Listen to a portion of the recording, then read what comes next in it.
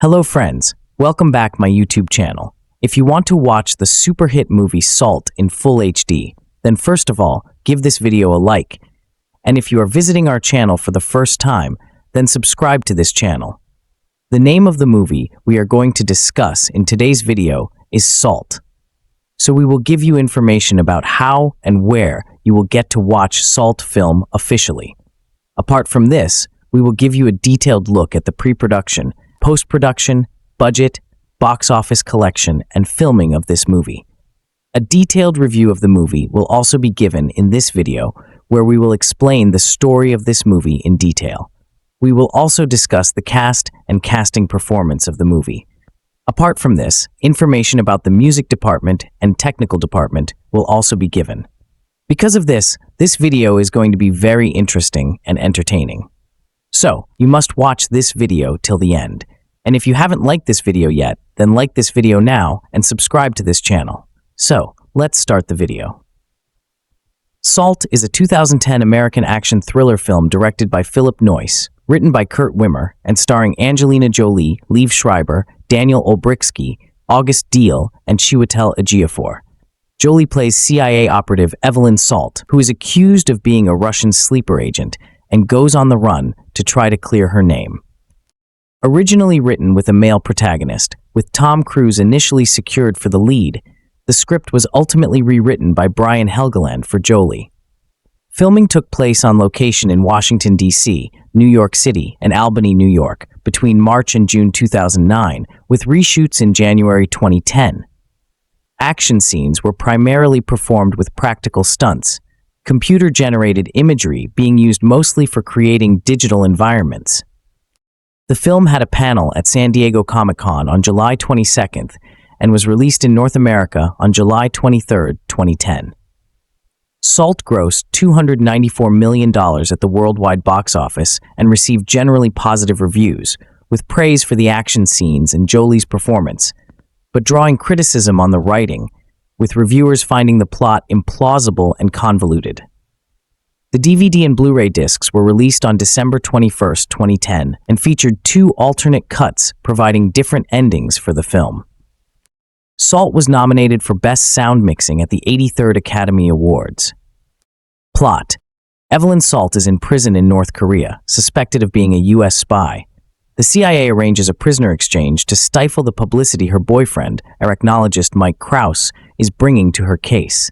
He proposes marriage despite her admission that she is a CIA operative. 2 years later, Salt interrogates Russian defector Oleg Vasilyevich Orlov, with CIA colleague Ted Winter and counterintelligence officer Daryl Peabody observing. Orlov claims that on day Tex, Russian sleeper agents known as KAs will destroy the U.S., and that agent KA-12 will assassinate Russian President Boris Matveyev at the impending funeral of the U.S. Vice President. He says KA-12's name is Evelyn Salt. Because of this, Peabody orders Salt to be detained, while Orlov kills two agents and escapes. She also escapes and tries to phone her husband Mike while traveling to their home and evading the pursuing CIA and police. Mike has been kidnapped. Salt gathers supplies including weapons and a spider in a jar. Salt shoots Matveyev at the vice president's funeral and surrenders to Peabody instead of taking the opportunity to kill him. Matveyev is pronounced dead. Salt escapes to a barge where Orlov is waiting with other sleeper agents. In a flashback, she recalls her childhood in the Soviet Union, being trained with other children and assuming the identity of the real Evelyn Salt, an American girl who died with her parents in a car crash in the Soviet Union. Orlov tests Salt by reuniting her with Mike, only to immediately have him killed in front of her. Her lack of reaction convinces him, so he says she and another KA will assassinate U.S. President Howard Lewis. Salt kills Orlov and the other agents and leaves to meet with the KA Schneider in his cover as a Czech NATO liaison officer. Disguised as Schneider's male attaché, Salt accompanies him into the White House, where Schneider launches a suicide attack, driving the president into a secure underground bunker, accompanied by Winter and other agents. Salt manages to enter the outer bunker before it is sealed. Russia mobilizes its nuclear arsenal in response to President Matveyev's assassination. U.S. President Lewis orders preparations for retaliation. Upon realizing Salt has entered the outer bunker, Winter kills everyone in the inner bunker except the president, revealing himself to be K.A. Nikolai Tarkovsky. Incapacitating the president, Tarkovsky begins targeting missiles at Mecca and Tehran to incite 1 billion Muslims against the U.S. Salt professes admiration and nearly persuades him to let her join him in the inner bunker when a broadcast reports that President Matveyev is alive, his vital signs having been merely suppressed by spider venom.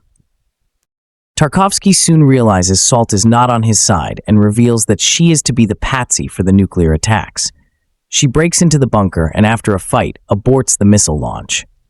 Reinforcements arrive and Salt is arrested as Winter Tarkovsky identifies himself as CIA. As Salt is being led out in chains, Tarkovsky grabs a pair of scissors. As she is led past him, she throws her chain around his neck and jumps over the railing, killing him. Alone with Peabody in a helicopter, Salt explains her actions to him, promising to hunt down the remaining KA agents if freed, pointing out that Matveyev is alive and that she had not shot him earlier. Salt's fingerprints are found on the barge, convincing Peabody, who allows her to jump from the helicopter into the Potomac River. Cast Angelina Jolie as Evelyn Salt, a CIA operative accused of being an agent for the KGB. Liev Schreiber as Theodore Ted Winter Russia House. Chiwetel Ejiofor as Daryl Peabody, an ON6 agent in pursuit of Salt. Daniel Olbrychsky as Oleg Vasily Orlov, the Russian defector and spymaster. Daniel Pierce as a younger Orlov in the flashbacks. August Diehl as Mike Krause, Salt's husband. Production, development, and writing. The early development of the script began while Kurt Wimmer was doing interviews promoting Equilibrium. In a November 2002 interview, he discussed on which scripts he was working. He stated, "I have several scripts, foremost of which is one called The Far-Reaching Philosophy of Edwin A. Salt, kind of a high-action spy thriller." In another interview, Wimmer described the project as very much about me and my wife. The plot incorporated many elements from Equilibrium, with an oppressive and paranoid political system of brainwashing that gets overthrown by one of its high-ranking members, who rebels due to an emotional transformation. With the shortened title Edwin A. Salt, the script was sold to Columbia Pictures in January 2007. By July 2007, the script had attracted the attention of Tom Cruise. Terry George was the first director to join the project, and he also did some revisions to the script, but he soon left the project. Peter Berg was the next director to consider, but he too eventually dropped out for undisclosed reasons. A year later, Phillip Noyce was confirmed to direct. Noyce was attracted to Salt for its espionage themes, which are present in most of his filmography, as well as the tension of a character who tries to prove his innocence, yet also does what he was previously accused of. Casting. Initial discussions took place in 2008 between Cruise and Noyce about Cruise playing Edwin A. Salt. These discussions were going on for more than a year between the pair and their representatives. Cruise decided he was unable to commit to the script because he feared that the character was too close to his Mission Impossible character Ethan Hunt. Cruise decided to work on Night and Day instead. The filmmakers tried to differentiate the character from Hunt, but eventually came to accept they were too similar and decided not to change the characteristics of Salt. Noyce said, "But he had a valid point. It was kind of returning to an offshoot of a character that he'd already played. It's like playing the brother or the cousin of somebody that you played in another movie." Columbia Pictures executive Amy Pascal suggested Angelina Jolie to Noyce, who had often spoken to Jolie in the past about a desire to create a female spy franchise. Pascal even invited Jolie for a Bond girl role, but the actress replied that she was more interested in playing James Bond herself instead. Jolie was sent Salt's script in September 2008 and liked it. Wimmer, Noyce, and producer Lorenzo de Bonaventura went to visit Jolie at her home in France to discuss a possible script and character change.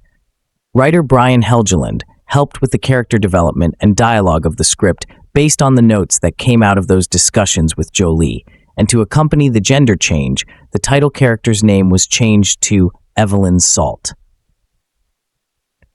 One of Jolie's requests was to rework the third act, which originally had Salt rescue his wife and son from a coalition of villains because she did not believe a mother would neglect her child in this kind of situation.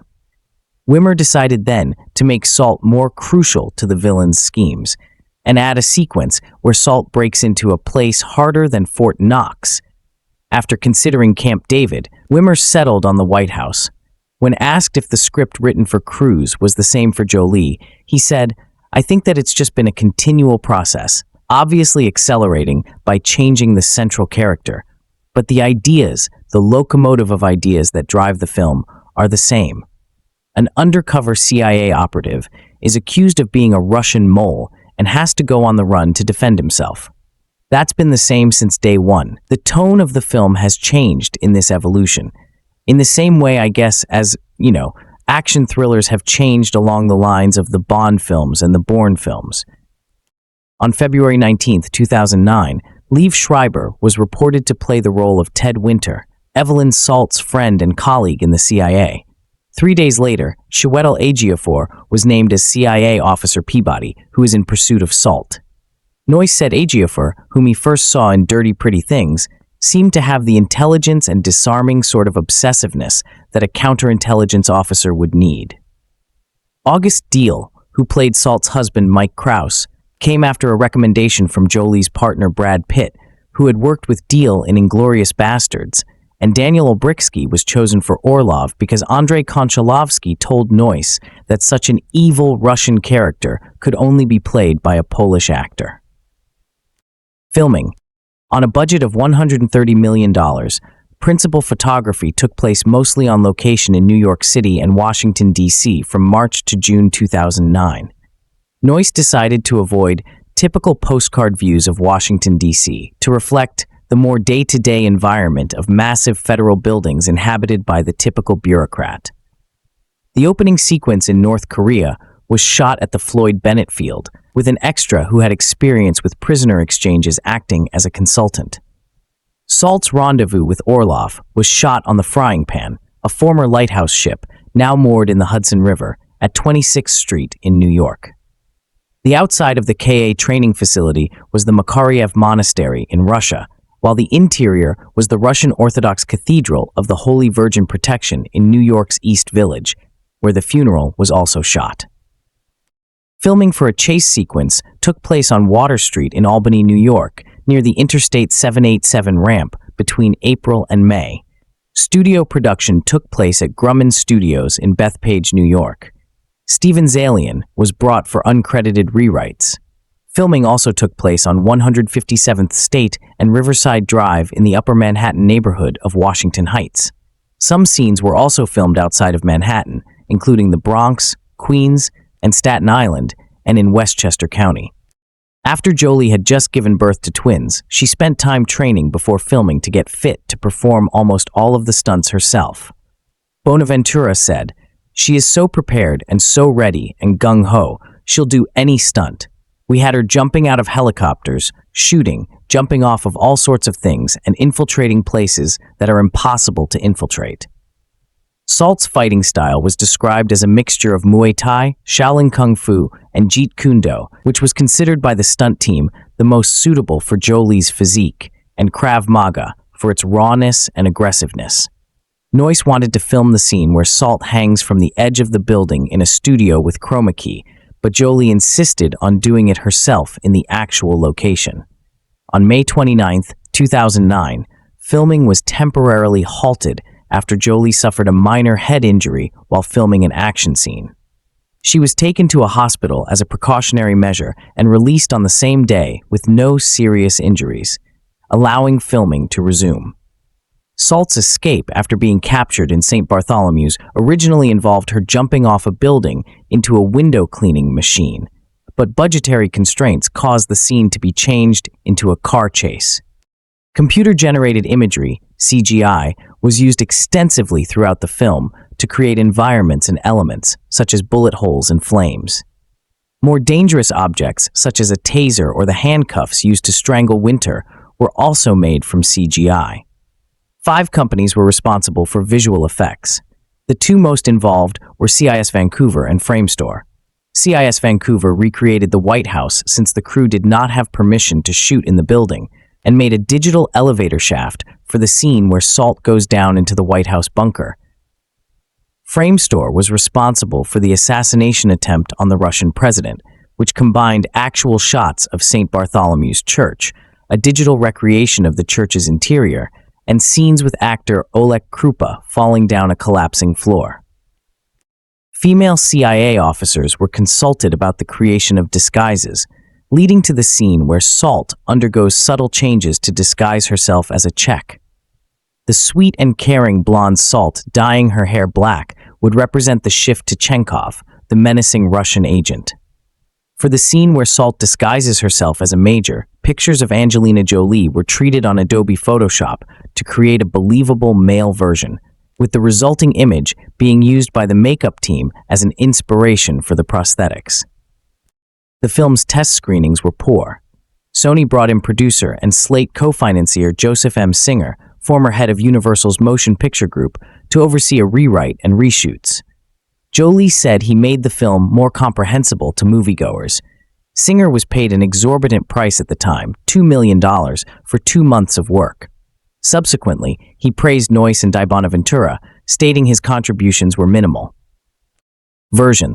Director Phillip Noyce has said that, due to the extensive usage of flashbacks, there was always going to be a mountain of alternative material that would not fit into the theatrical version. The film ended up having 2 extra versions, the director's cut and the extended cut, which Noyce refers to in his audio commentary as the film's original cut, both included on the DVD and Blu-ray disc deluxe editions. The director's cut was described by Noyce as my own personal take on the material, free from the politics and restrictions of producers, studio, or censorship ratings. 4 minutes of film were added, leading to a running time of 104 minutes. More flashbacks were added, and the violence was amped up, for example, Mike being drowned rather than shot to death. The ending is also different. In the bunker scene, Winter kills the president instead of only knocking him unconscious. Noyce has described this ending as an ending yet just a beginning, and it's an ending that turns the whole story on its head. The extended cut increases the running time by only 1 minute, but rewrites the plot by removing, rearranging, and adding scenes. Soundtrack. Main article. Salt, original motion picture soundtrack, was released on July 20th, 2010 on iTunes and on August 10th, 2010 as an on-demand CDR from Amazon.com. The music was composed by James Newton Howard and released by Madison Gate Records. The song Orlov's Story includes a Russian lullaby that music editor Joe E. Rand found at Amoeba Music, and which served as inspiration for the choir heard in other tracks. But the chants in the rest of the score are only random syllables, as Rand and Howard thought actual Russian words would be a spoil about Salt's allegiance. Release. The film's marketing campaign included a panel at San Diego Comic-Con on July 22, 2010, and an episodic advergame titled Day X Exists, where players watched webisodes and performed missions to unveil the terrorist plot. It was released in the United States on July 23, 2010. It was released on August 18th in the United Kingdom, despite poster advertisements suggesting it would be released on August 20th. The deluxe unrated edition Blu-ray disc and DVD were released on December 21, 2010 by Sony Pictures Home Entertainment. It includes 3 versions of the film, the original theatrical film and 2 additional unrated extended cuts not seen in theaters with 2 alternate endings. A theatrical edition DVD was also released. In the home video charts, Salt debuted at first in the rentals and third in sales. Reception. Box office. Salt grossed $108.3 million in the United States and Canada and $175.2 million in other countries for a worldwide total of $293.5 million. Sony predicted an opening weekend take in the low $30 million range, while commentators thought it would come in closer to $40 million and possibly beat Inception for the #1 spot at the box office. Salt opened in 3,612 theaters, with a first-day gross of $12.5 million and an opening weekend total of $36 million, finishing behind Inception, which made $42.7 million in its second weekend. Salt also grossed $15 million from 19 international markets. In its second weekend, it declined in ticket sales by 45.9%, making $19.5 million, and placed number 3 behind Inception and Dinner for Schmucks. It was released in 29 countries that same weekend and grossed $25.4 million. Critical response. Salt received generally positive reviews from critics. Review aggregation website Rotten Tomatoes gives the film an approval rating of 62% based on 250 reviews, with an average rating of 6.010. The site's critical consensus reads, Angelina Jolie gives it her all in the title role, and her seasoned performance is almost enough to save Salt from its predictable and ludicrous plot. Metacritic assigned the film a weighted average score of 65 out of 100 based on 42 critics, indicating generally favorable reviews. Audiences polled by CinemaScore gave the film an average grade of B+ on an A+ to F scale.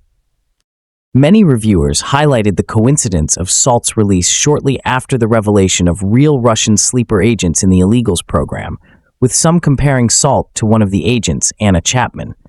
Kirk Honeycutt of The Hollywood Reporter said that, while preposterous at every turn, Salt is a better Bond movie than most recent Bond movies, as its makers keep the stunts real and severely limit CGI gimmickry. Justin Chang of Variety said Jolie was in her element, submitting gamely to the mayhem and hitting crucial emotional notes with effective understatement, and called the film a brisk, professionally assembled, but finally shrug-inducing thriller. Chicago Sun-Times critic Roger Ebert gave the film 4 stars, his maximum, saying, Salt is a damn fine thriller. It's gloriously absurd. This movie has holes in it big enough to drive the whole movie through. The laws of physics seem to be suspended here the same way as in a Roadrunner cartoon. Time magazine reviewer Richard Corliss praised the action scenes and Noyce's persistence in keeping a serious tone. He ignores the story's preposterous elements and lets the audience decide whether to laugh, shudder, or both.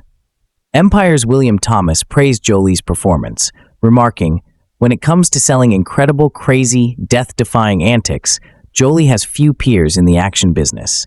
And the Village Voice's Karina Longworth considered that original star Tom Cruise would never express the protagonist's ambiguity as well as Jolie. Among negative responses, The New Yorker's David Denby said Salt is as impersonal an action thriller as we've seen in years, finding the supporting cast underexplored. The tricky plot locks them into purely functional responses. Claudia Puig of the USA Today considered the film a by-the-book thriller, with Jolie's performance as the only distinguishing feature. Lawrence Topman of the Charlotte Observer described the film as absurd, overplotted, and incoherent, and said the villainous schemes would have been called off 20 years ago at the latest, when the Soviet Union dissolved. Stephen Rea of the Philadelphia Inquirer described Salt as commendably swift and progressively inane, saying the script was a sloppy concoction of story elements from 70s espionage classics that ended up not working right with its nonsensical setups and wildly illogical twists. James Berardinelli of Real Views considered that, while the film was fast-paced and the action scenes competently shot, the plot was predictable and the spy aspects, which are, by far, the most intriguing elements of the movie, are shunted aside in favor of spectacular stunts and long chases. Award. Salt received 1 Academy Award nomination for Best Sound Mixing. Jeffrey J. Habush, Greg P. Russell, Scott Millen, and William Sorokin, which it lost to Inception, nominated for Best Actress, and the deluxe unrated edition being nominated for Best DVD Special Edition. At the Taurus World Stunt Awards, stuntwoman Janine Carleton's jump on a moving truck won Best Overall Stunt by a Stuntwoman, and the film was nominated for Best Stunt Coordinator and/or Second Unit Director. It was also nominated for Satellite Awards for Cinematography and Original Score, a Golden Reel Award for Sound Effects and Foley, a People's Choice Award for Favorite Action Movie, and 2 Teen Choice Awards. The film was nominated for a Visual Effects Society Award for Outstanding Supporting Visual Effects in a Feature Motion Picture, but lost to Hereafter. Future. Salt 2 redirects here. For the arms limitation talks, see Salt 2. Director Phillip Noyce was optimistic about a sequel, saying, Hopefully, within a couple of years, we'll have another one. Angelina's so great in this part. When audiences see the movie, they're going to feel like it's only just the beginning. Producer Lorenzo de Bonaventura also expressed further interest. Angie, I know, loved that character, and would love to explore the character some more first and foremost. Noyce later said he had other projects and would not participate. Those 3 Blu-ray disc cuts represent just about everything I have to offer on Evelyn Salt. If there ever is a sequel, better it's directed by someone with a completely fresh take on what I believe could be a totally entertaining and complex series of stories. On June 6, 2011, Wimmer was announced as a screenwriter, but Jolie equivocated if it comes together right. She rejected Wimmer's first draft for Salt 2 in early 2012. On December 10, 2012, Sony Pictures announced hiring screenwriter Becky Johnston, known for The Prince of Tides, 7 Years in Tibet, and Arthur Newman, as well as producers Lorenzo de Bonaventura and Sunil Perkash. The project ultimately died. Sony was said to be developing a Salt TV series as an alternative in 2016, but it also never came to fruition. Salt is a damn fine thriller. It does all the things I can't stand in bad movies and does them in a good one. It's like a rebuke to all the lousy action movie directors who've been banging pots and pans together in our skulls. It winds your clock tight and the alarm doesn't go off for 100 minutes. It's gloriously absurd.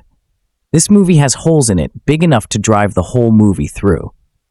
The laws of physics seem to be suspended here, the same way as in a Roadrunner cartoon. Angelina Jolie runs full speed out into thin air and doesn't look down until she's in the helicopter at the end. Jolie is one fine-looking woman. You don't need me to tell you that. It's why she gets the big bucks. The movies have celebrated her eyes, lips, profile, biceps, boobs, waist, butt, thighs. Salt pays tribute to her ankles. Anyone who can jump from the heights she does here, in the way she does it, may die from a lot of causes, but a sprained ankle won't be one of them. You know parkour? Wikipedia defines it as the physical discipline of training to overcome any obstacle within one's path by adapting one's movements to the environment. Jolie's character, Evelyn Salt, makes it look as though Run Lola Run was about walking. There's a scene when she descends 8 stories in an elevator shaft by simply jumping across it to one wall support lower than the last. Each time she lands, she says, "Oof," but that's about it. You're not going to hear much about the plot here. Nothing I could tell you would be necessary for you to know, and everything could be fatal to your enjoyment. Let's just make it simple. She plays a woman determined to single-handedly save the world from nuclear annihilation. Oh, it's not that the plot holds water or makes any sense, but it's a pleasure to be surprised here and there along the way. And it's not like the movie lingers over each twist and turn as if it's just pulled an elephant out of a hat. No, each revelation is the occasion for another chase scene. Evelyn Salt escapes from, or breaks into, one inescapable and/or impenetrable stronghold after another. And she does it all by herself and with her bare hands, plus a few guns, grenades, and a homemade rocket launcher. You know how it's been said of Ginger Rogers that she did everything Astaire did, except backwards and in high heels? Evelyn does everything James Bond did, except backwards and barefoot in the snow. At one point in the movie, Evelyn is chained to a concrete floor in a North Korean dungeon while a rubber hose is charmingly stuck into her mouth and gasoline is poured in. That's at the beginning of the film. I'm not going to tell you what she survives later. She plays a spy for the CIA, but now I'm giving away too many details. Important supporting roles are played by Liev Schreiber and Chiwetel Ejiofor. The movie has been directed by Phillip Noyce, an Australian whose work ranges from Tom Clancy thrillers to the great and angry drama Rabbit Proof Fence. Here he performs as a master craftsman, aided by the cinematography of Robert Elswit and the editing of Stuart Baird and John Gilroy. The movie has a great many chase scenes, and faithful readers will know that these, in general, have lost their novelty for me. But a good chase scene is a good chase scene. It demands some sense of spatial coherence, no matter how impossible, some continuity of movement, no matter how devised by stunt work and effects, and genuine interest for the audience. It's in that area that Angelina Jolie really delivers. She brings the conviction to her role that such a movie requires. She throws herself into it with animal energy. Somehow, improbably, she doesn't come off as a superhero, although her immunity suggests one, but as a brave and determined fighter. How does she look? She looks beautiful by default, and there's a scene in an office where she looks back over her shoulder to talk with Schreiber, and you think, oh my. But neither Jolie nor Noyce overplays her beauty, and she gets gritty and bloody and desperate, and we get involved. Although Salt finds an ingenious way to overcome history and resurrect the Russians as movie villains, neither that nor any other elements of the plot demand analysis. It's all a hook to hang a thriller on. It's exhilarating to see a genre picture done really well. Phillip Noyce's neo-Cold War action thriller Salt, the title's conceivably inspired by Salt 2, could well be this year's top summer movie. It's pacey, smart, subversive, and knocked out with such verve and attack that you're not in the least bit bothered by how far-fetched it all is. Angelina Jolie plays the famously gender-bendered role originally earmarked for Tom Cruise, and here we might pause to consider this sexist world in which a similar transition would be unthinkable for the Expendables. Golden Girls with Uzis, maybe? Anyway, Angelina is the CIA's special agent Evelyn Salt, who one day accompanies her hard-bitten colleagues Winter, Liev Schreiber, and Peabody, Chiwetel Ejiofor, on a difficult job debriefing a Russian defector who says he's got very important information. The CIA has apparently a Russian mole in its ranks, a sleeper agent ready to carry out an atrocious act, and this is Evelyn herself. Horrified, Salt has to go on the run because no one believes in her innocence, battling both baddies and goodies to clear her name and foil an assassination plot. Kurt Wimmer's script channels the spirit of the Manchurian Candidate, perhaps via the Jonathan Demme remake. Evelyn Salt is not merely a super-fit martial arts ninja, but a mistress of disguise. Hilariously, she even at one point passes herself off as a man, a lean, wiry, smallish guy with a toothy smile and mop of hair. Short of carrying around the complete works of L. Ron Hubbard, the homage couldn't be made clearer. Very entertaining stuff. Salt is an actionized spy yarn that has one thing going for it: the mystery as to the numerical value that should precede the title character's agent status. Angelina Jolie plays Evelyn Salt, one of the CIA's best, most indispensable agents. When a defecting Russian spy named Orlov, Daniel Olbrychsky, fingers Salt as a deep-cover mole with plans to kill the Russian president, she makes a run for it. The question remains, is she a double agent, a triple agent, or just a good employee of the CIA who's wrongly accused of espionage? You'll figure out the answer rather quickly, making the movie's ensuing misdirections and double crosses painful to endure. What the movie does well is action, and audiences get plenty of it. Once Salt resolves to escape the CIA safe house to find her husband, August Deal, from Inglourious Bastards, who may be in danger by whoever is trying to frame her, the movie becomes a non-stop chase sequence. It's shot with a clear-cut approach thanks to experienced director Phillip Noyce, Patriot Games. A younger filmmaker would have undoubtedly employed unintelligible shaky cam techniques, which never cease to baffle an audience as to what's going on in the scene, so Noyce's attention to detail is welcomed. Salt performs impressive leaps and bounds across the tops of cars. There's hand-to-hand combat, worthy of a Daniel Craig James Bond film. There's plenty of gunfire and explosions and brutality, but nothing too violent, preserving the bloodless PG-13 rating. And there's even some Jason Bourne-style wall crawling. Indeed, that's not where the comparisons to the Bourne Identity end. Uncovering vast conspiracies involving super-secret mind control programs to produce the ultimate assassin, the story enters all too familiar territory, reaching back to the Manchurian Candidate. But the script by Equilibrium scribe Kurt Wimmer doesn't bother with an involving mystery. The twists and turns are as predictable as can be, frustratingly so. Consider the characters, almost none of which we can trust because the script remains incredibly vague about their characterizations. So how can we tell who's not what they appear to be? By the casting. When a movie about spies and deception has 3 notable names in the cast, you can bet one or more has something to hide. Those are the type of roles that actors love. But then, who's the bad guy? I won't reveal the secret in this review, but here are the candidates. First, there's Salt. The movie keeps enough distance from Jolie's character that the audience would be justified in suspecting her intentions. We never know for sure what she's doing, if she's plotting or merely reacting to the situation. But she has 2 CIA agents on her tail, and there's a good chance one of them may have something to hide because, in movies, CIA agents always have something to hide. Salt's longtime partner, Ted Winter, Liev Schreiber, wants only to trust her and bring her in for questioning. Whereas Agent Peabody, Chiwetel Ejiofor, a CIA internal affairs operative, believes she's a turncoat and wants her taken down. There's potential here for a good guessing game, but it's easy to deduce the culprit long before the movie wants us to. Jolie has never been convincing in her many action roles. From her 2 Lara Croft movies to Wanted, she's always been better suited to dramatic fare such as Changeling or Girl Interrupted. Part of the problem is her recent overexposure in the media as a tabloid queen. It's hard now to see beyond her tiring public persona and view Salt as anyone but Angelina Jolie in a wig. That said, the role was initially meant for Tom Cruise, who wouldn't have improved the outcome much.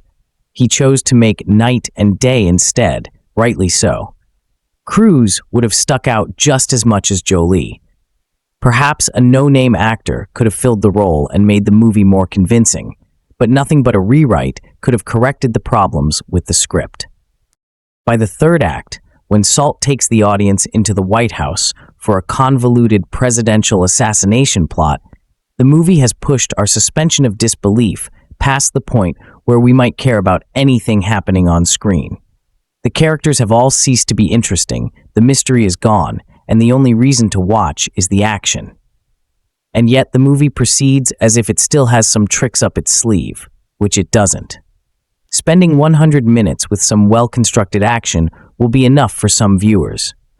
But when the apparent potential for a clever spy thriller is passed up for a simple adrenaline rush, the result is a disappointment. Who is Salt? The ads for Salt both asked and answered. Salt was obviously the title character of the film, Salt, here played by Angelina Jolie, but I guess on an existential level who she is still up for grabs. Evelyn Salt is a secret agent, but it turns out that she might be a mole for the Russian government, and that leads her superiors, including Liev Schreiber and Chiwetel Ejiofor, to freaking out and trying to catch her. But the problem with catching spies is that they are trained to avoid such situations. Phillip Noyce directs this born riff like the craftsman of action he became in the 90s. That's both the film's greatest strength and weakness. My review of the Blu-ray of Salt follows after the jump. Jolie stars as a secret agent, but one that's got a husband and a regular life. She's about to go home when a man shows up to defect. He says he has information about traitors in their midst, people set up from childhood, like Manchurian candidates, set up to go off when triggered. Of course, he implicates Evelyn at the end of his speech, and she runs to get home to her husband, but doors start closing, and she's got to use her secret agent skills to get home. But we still don't know if she's corrupt or not. From there, the film twists and turns as Salt tries to evade her captors and either possibly protect or assassinate the Russian president. From a script from Kurt Wimmer, the film seems of 2 origins. One is the 1990s, in the sense that this plays exactly like one of the mindless action films of that era, many of which were directed by people like this film's director Phillip Noyce. There's a lot of crosses and double crosses in the middle of the action, but nothing that ever keeps the film from feeling like it's spinning plates because you know the framework of these movies, and this feels like a film that could star any person capable of doing action, be it Wesley Snipes or Charlie Sheen or Tom Berenger or Jackie Chan. The film keeps putting Jolie's character in the shit, and it does have some interesting twists and turns, but because she's our leading lady, how dark it can get is already predetermined. That said, Wimmer and Noyce have been given credit for pushing against the boundaries of this sort of film as much as they can. But also the 90s nature of the narrative suggests that one of the people she's working with are the real enemy of state. And that's going to be revealed later, and Noyce should be given credit for when showing the children in training There's at least one black kid, so Chiwetel Ejiofor can't be written off immediately.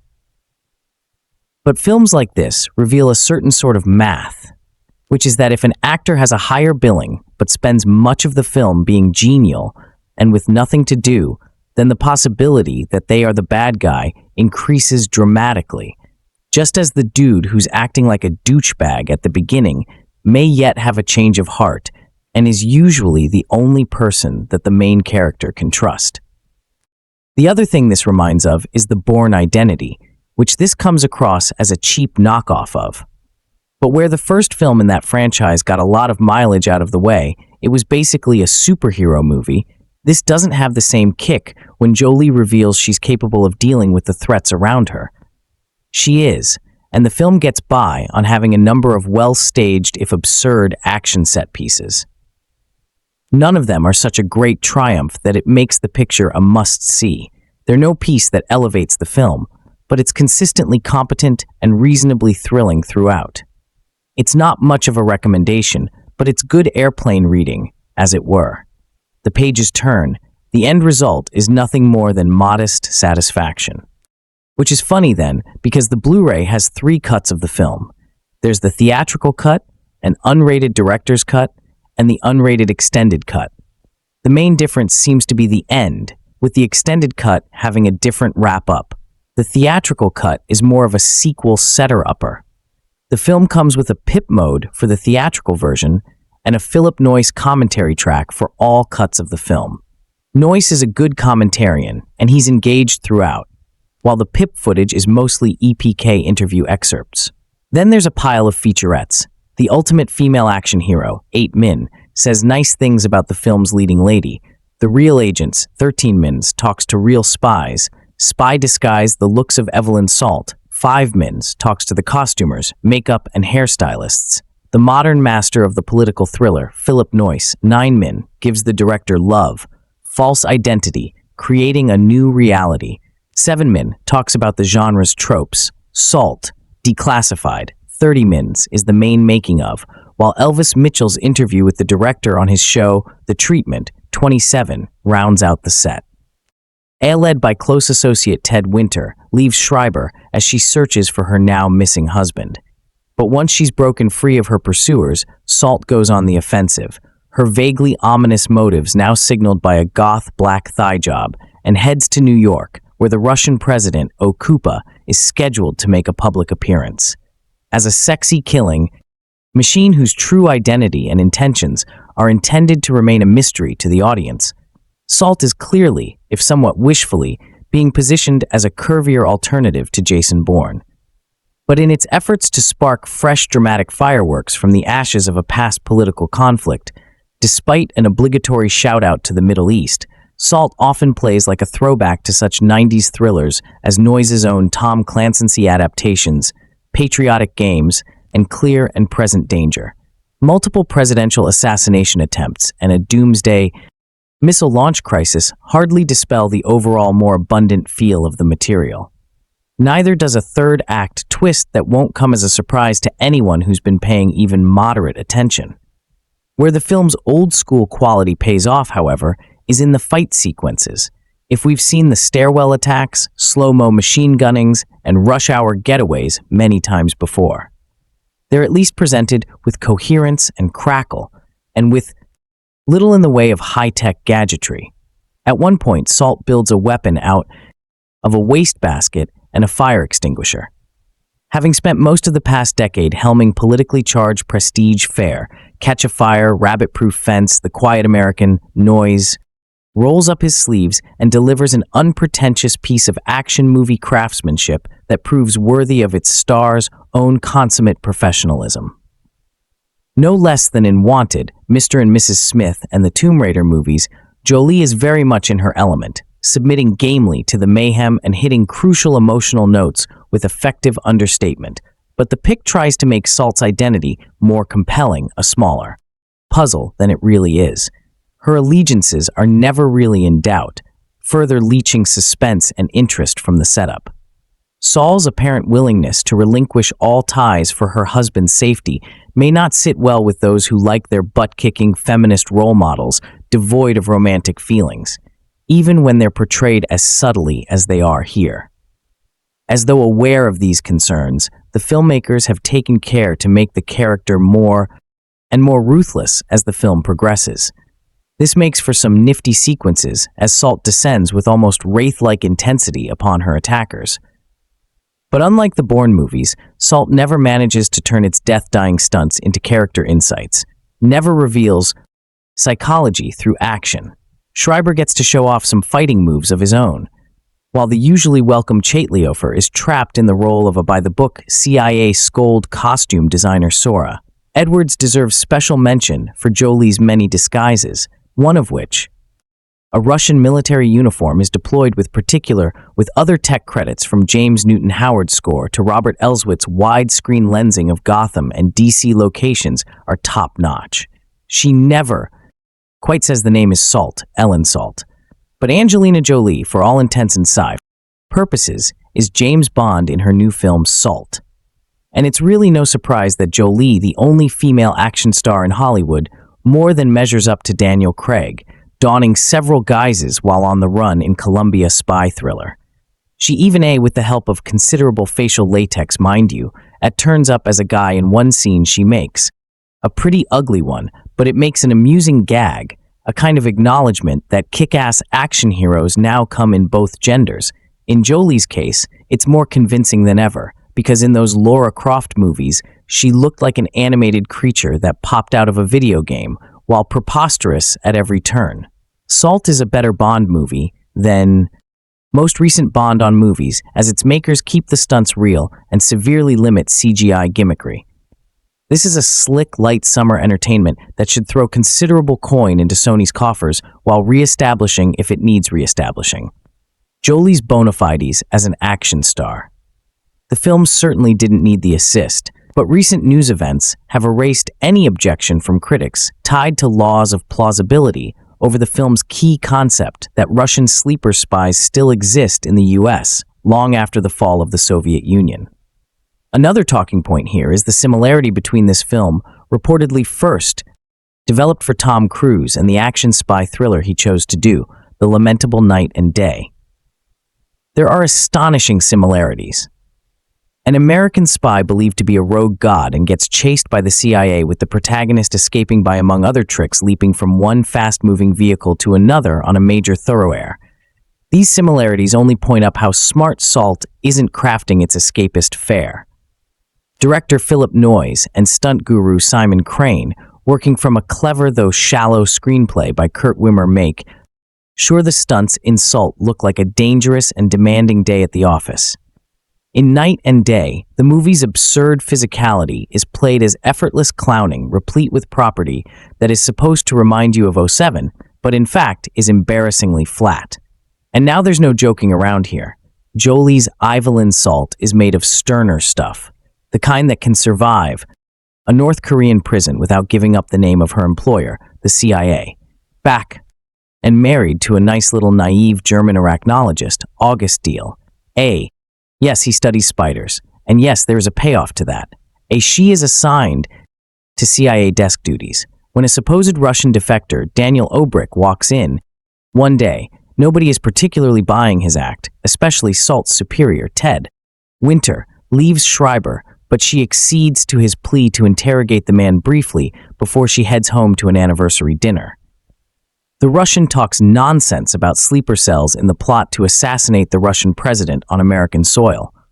Then, he happens to drop the name of the Russian sleeper spy, Ellen Salt. This apparently is enough to turn the AY's counterintelligence officer Peabody Cheller into her instant foe. Nothing that happens after this deserves any serious scrutiny, but it's fun to watch Jolie Salt seemingly transforms into the Russian sleeper agent. She is reputed to be escaping from a virtual lockdown, dodging cars and bullets, making her way to New York and through subway tunnels to confront the Russian president, then take on seemingly every Russian and CIA op in her way. All those seemingly qualifiers are meant to indicate that no studio is going to cast Jolie as a villain or even an anti-hero. What do you think this is? The 70s, but there's just enough doubt for the ad copy to read. Who is Salt? You can't say the movie keeps you guessing about this for long, since most attentive viewers will figure out the true villains well before the climax. But the chase is the whole point. Here Noyce and his team excel, propelled by James Newton Howard's nerve-teasing music and enhanced by Robert Elwood's clear-eyed, smartly positioned cameras. Salt moves ever forward, pushing its heroine to greater feats every minute. It doesn't stop for martinis either, shaken or stirred, or any other detours. The movie is lean and muscular, looking for action, even in situations where a little sleight of hand might have done the trick. You do wish that maybe it did slow down to consider the human factor. Salt is married. Let's dig into that. A marriage between an agent and a civilian is never explored in making the husband a problem that needs solving here. A not to give anything away at the movie stumbles badly. At the end of the day, who is Salt is less a tagline than a criticism. Eventually, you know what Salt is, but who she is unsatisfactorily resolved.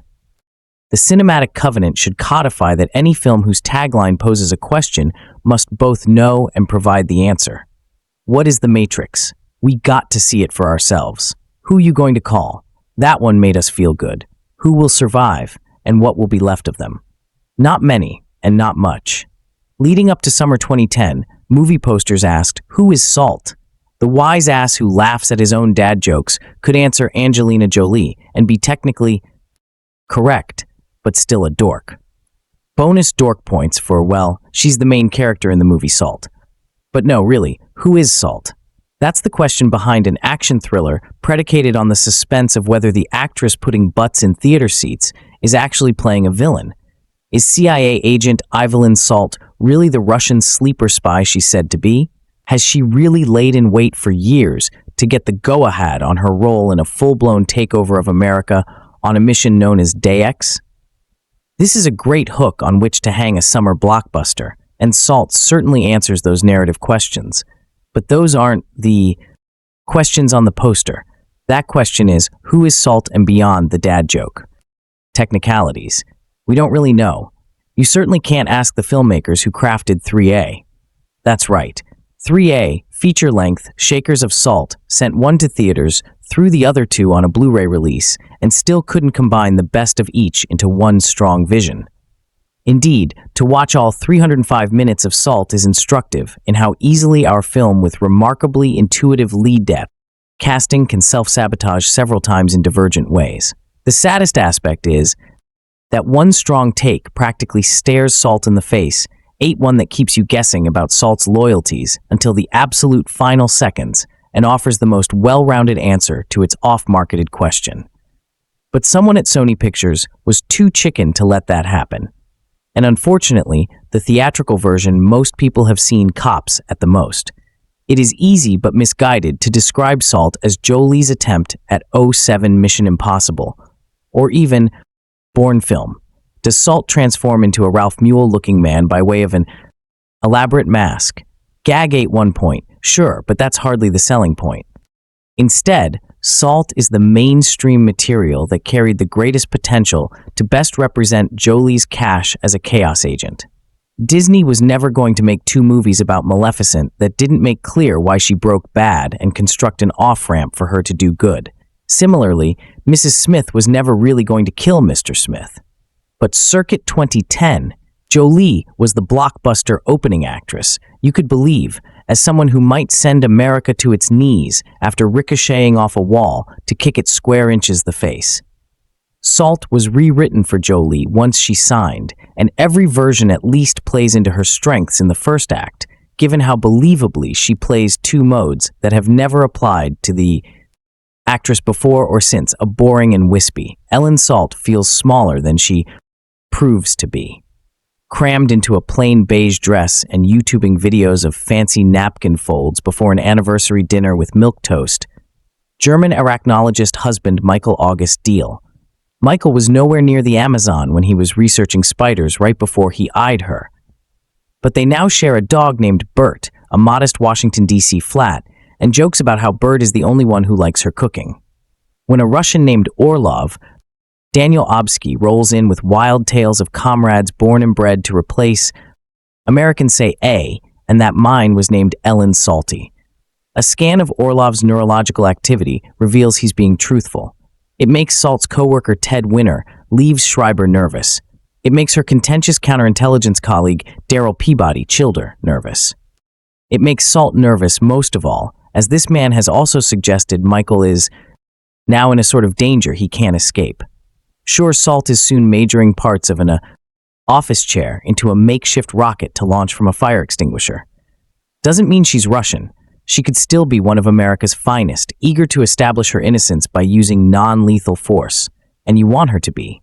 You really do. After all, Angelina Jolie only flirts with the full-blown dark side as a cover. Right. Somewhere around the time, Salt sources like a vampire through a church door. It's reasonable to rethink that position. Or maybe the bit just after that, where Salt controls a driver's acceleration response with a taser and a steering wheel with that guy's face. All of which builds to a great car stunt off a bridge, rendering Salt largely silent for the second act.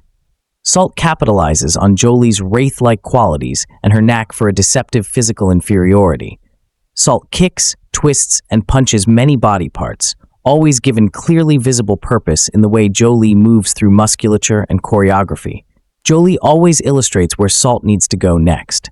Director Phillip Noyce's cumulative handling of Salt may stumble, but its DTV's propulsion is a feature, not a bug, and its action sequences unfold like a verginous motion comic. A low bar, sure, but Salt remains Noyce's best Hollywood outing since Clear and Present Danger. If only the quick-moving but not especially quick-witted story around Salt shared Jolie's innate sense of direction. The film's failure is not, at any technical level, just at the cruel abandonment of its star's greatest gifts. After the church scene, each cut of Salt takes a radically different path and each changes up crucial circumstances that concern the characters of Michael and Dorov. Some thoughts without spoiling. The extended cut has an inferior finale, albeit one that most legitimately keeps you guessing about Salt's motives until that ultimate moment. Meanwhile, that cut and director Phillip Noyce's cut incorporate a decision Salt makes that you can absolutely tell was extracted from the theatrical version after troublesome test screenings. This erasure is an early casualty of a continually creeping problem in Hollywood, which too often caters to lowest common denominator audiences for whom interesting and likable must be inseparable. Heaven forbid we consider complex nuances of someone backed into an impossible choice. That is a broken bar. Well, the reason to cast Jolie and tweak the film to fit her approach. While the theatrical cut submission of Salt's decision is depressingly lifeless, the longer cuts complicate the way we feel about her. No version offers a happy ending. Every version makes it clear that was never a choice for Salt, but only one. The extended cut has us perpetually wondering about whether Salt's response to the infrastructure that inspired this illusion will keep it standing or raze it to the ground. It's here that Jolie leans into the fully fatalistic countenance of a woman who presumed her lot in life, or even her very obligation, was to somehow die early, and who struggles to process how someone could fight so hard for her to live. Soft Salt is not that great despite Jolie's best efforts, and yet you're still curious to catch up with it. A broken bar. Which version? Forget the theatrical cut. Principle concerned with preserving action panache and making an audience feel okay about Salt's sequel prospects. And although the extended cut resolves one nagging narrative bit, the others leave hanging. The trade-off is a slightly derpy ending that dishonors Salt's methods and Jolie's skills. Here, Salt manipulates Peabody to get what she wants with crocodile tears. But wouldn't you rather see this crocodile get what she wants by goading him into self-emasculation without his even being aware of it? Of course. So the extended cut is not the best choice either. Perhaps the consolation prize for Noyce is that the theatrical cut, it gives up the ghost on Salt's motivating goals far too early.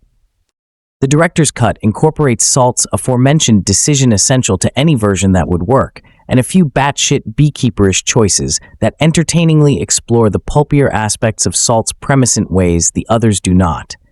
What a difference a death makes. along with closing ADR voiceover. It also preserves an ending of Salt and Peabody talking on a helicopter rather than in a hospital, in which you can see Jolie arriving at acceptance that Salt must first and fully indulge Peabody's macho stupidity before she can be free from his custody. All of this is reasonable enough to make you wonder how many other possible endings of Salt floated in the editing room ether. And while admittedly easier said than done, here's a thought on the best version of the film, which someone who watches all 5 hours of its approved cuts earns the space to suggest. Keep the extended cuts second act to our love approach. Shoot around how that would change Salt and Peabody's helicopter conversation, and tack on the extended cuts finale after at least one more script pass through. Salt may have let down Angelina Jolie, but it also sees fit to ask and definitively answer, a question that drives our fascination with her. AIM. Salt is an actionized spy that has one thing going for it: the mystery as to the numerical value that should precede the title character's agent status. Angelina Jolie plays Evelyn Saul, one of the CIA's best, most indispensable agents.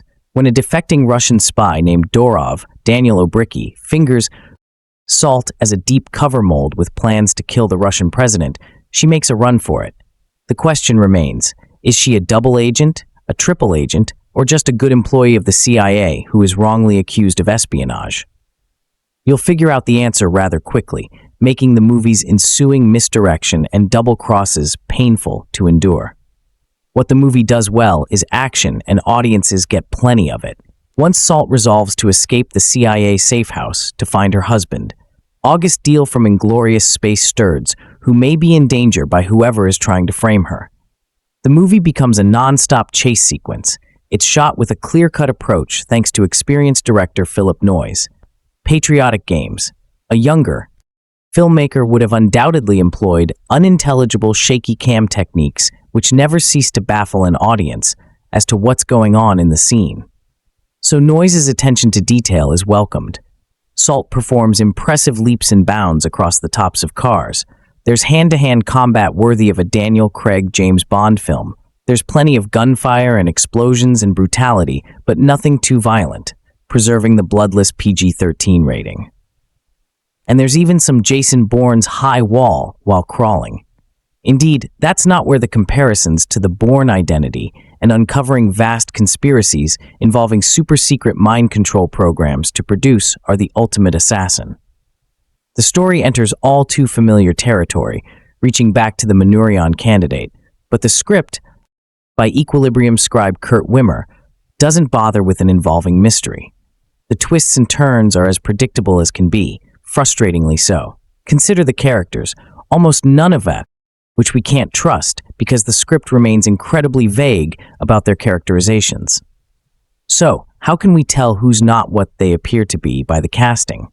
When a movie about spies and deception has 3 notable names in the cast, you can bet one or more has something to hide. Those are the type of roles that actors love.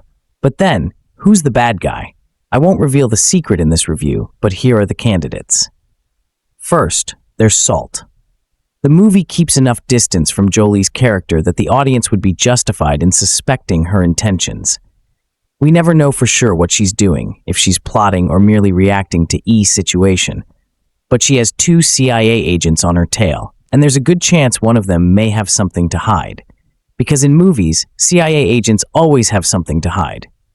Salt's longtime partner Ted Winter leaves. Schreiber wants only to trust her and bring her in for questioning, whereas Agent Peabody, Childer, a CIA internal affairs operative, believes she's a turncoat and wants her taken down.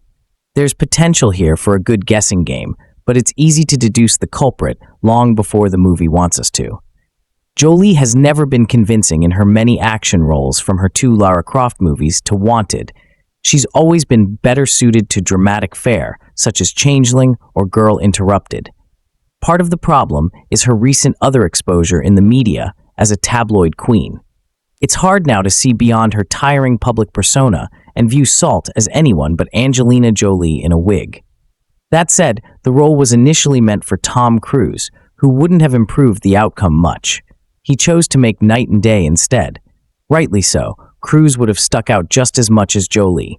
Perhaps a no-name actor could have filled the role and made the movie more convincing, but nothing but a rewrite could have corrected the problems with the script.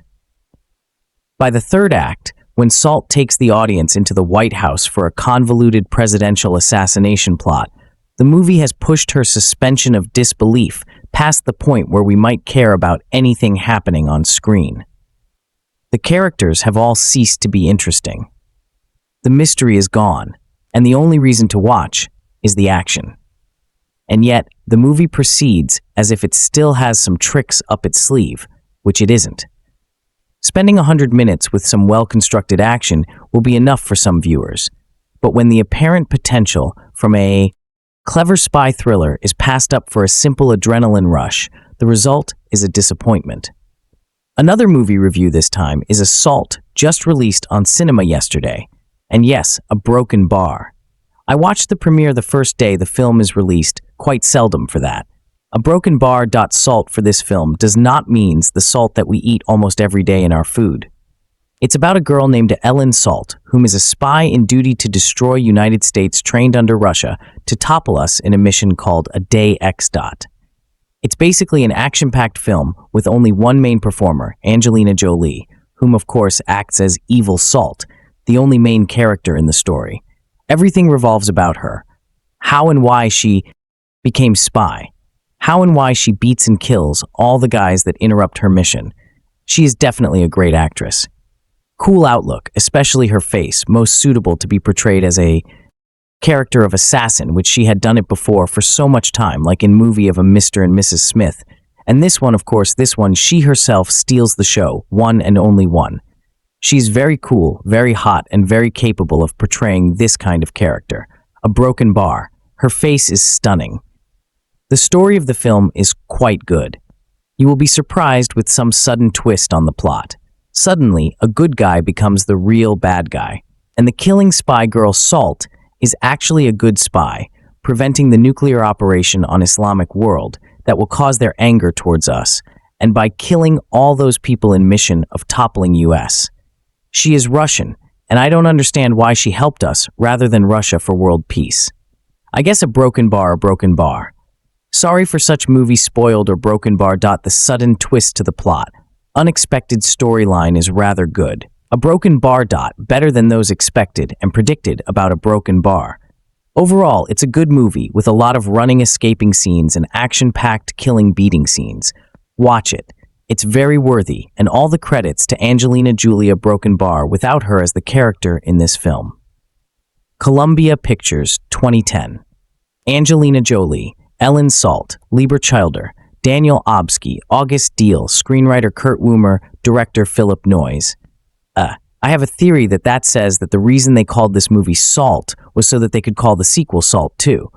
But even though this movie cries out for one, a tilde sensei negation, a sequel, that is a tilde sensei negation, it never came about. It is a shame because not only did it do well at the box office, but I found it both faster and flashier than several James Bond movies, which I will not mention here. Originally created with Tom Cruise in mind for the leading role. Angelina Jolie, as a CIA agent accused of secretly working for the Russians, proves that she can do the stunts not herself, surely all of them, and take as much physical punishment on the screen as any male actor in the world, including Tom Cruise. Not if, by which you take that to mean that there are plenty of car chases, gunfire, explosions, and attempted assassinations to fill anyone. A tilde sensei negation, a sense as dance card for the evening. That is exactly what I wish you to take, with eye-opening twists in the plot, to give you enough whiplash to keep your chiropractor busy for a week. It is not until it at the sense a negation a sense as over, until you realize how unlikely the whole affair was. And yet even now that it's over, I have to tell you that I found this the most enjoyable, out-and-out thriller movie I have seen all year. The movie Salt, you could say, is one of the most anticipated movies of the summer. I beg to differ. The antics in this movie, well, do qualify to be a summer movie, but to be a good movie. Not even close. This movie is a predictable mess. The over-the-top action sequences take away from what could have been a fairly enjoyable action flick. We get minor info about the characters, who they are, or where they came from, which can really take away from a movie's dignity to try and entertain the audience. I was not until about briefly before the climax began to unfold, and we got all these unnecessary twists that did work, but were not needed. It felt quick and rushed. Director Phillip Noyce really tries also to entertain the public, but in the long run, Salt needs a little more pepper before it can be the next Bourne movie. Maybe, if they would have taken the time into plot development, there might have been something here. A bot instead, in order to pack an 100 minutes movie with car chases, jumping of buildings, hanging of the city of 50 feet high-story buildings. This movie is so fake in every way. It has all those action scenes like in Night Day, but see, that movie had a little humor. Salt on the other hand, wants us to take the movie seriously. It never knows where it is going. They want us, the audience, to actually buy all the stuff that Salt is capable of doing. But there is no humor or jokes to actually makes us believe that the director wants us to know this movie is fictional. But instead, no, they want us to believe that any normal person such as Salt can leap of buildings onto a moving semi-truck or below the police car. They need to put the leash on her because pretty much every chance she gets, she escapes. The tagline for the movie is, "Who is Salt?" And going into the movie, I did not know what that for the most part meant. But beside that, after seeing it, I now do.